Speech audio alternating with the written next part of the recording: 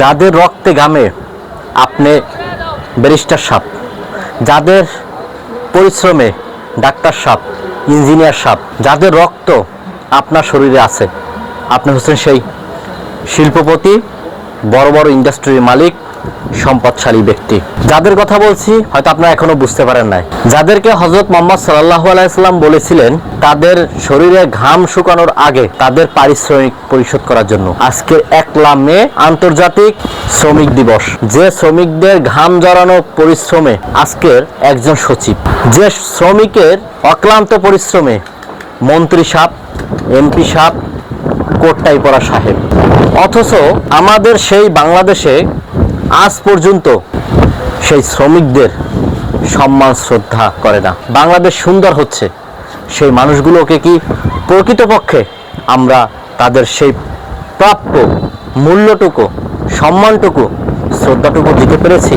একজন শ্রমিক সেই ভোর থেকে রাত পর্যন্ত, আবার কিছু শ্রমিক রাত থেকে ভোর পর্যন্ত কাজ করে থাকেন। তাদের শ্রমঘণ্টা 8 ঘন্টা হলেও কিন্তু তাদেরকে কাজ করানো হচ্ছে 12 থেকে 16 ঘন্টা। একটা মানুষের 24 ঘন্টা সময়ের মধ্যে একটা মানুষ তার বিশ্রামের জন্য সে সময় পাচ্ছে মাত্র 6 থেকে 8 ঘন্টা। তারপরও দিন শেষে আমাদের সেই শ্রমিকরা মূল্যায়িত হচ্ছে না, সম্মান পাচ্ছে না এই সমাজের কাছে।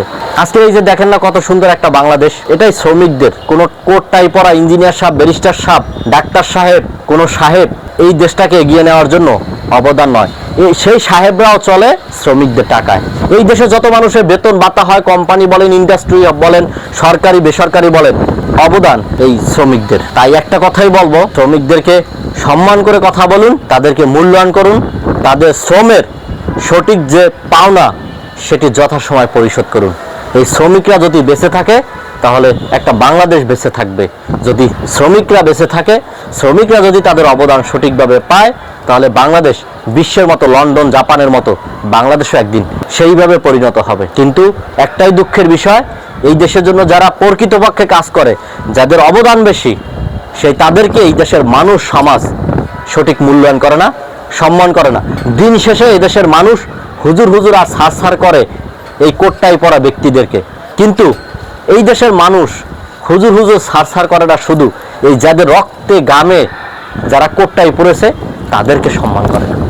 এই হচ্ছে আমাদের বড় ব্যর্থতা। শ্রদ্ধা ভরে তাদেরকে স্মরণ করি এবং তাদেরকে ভালোবাসি।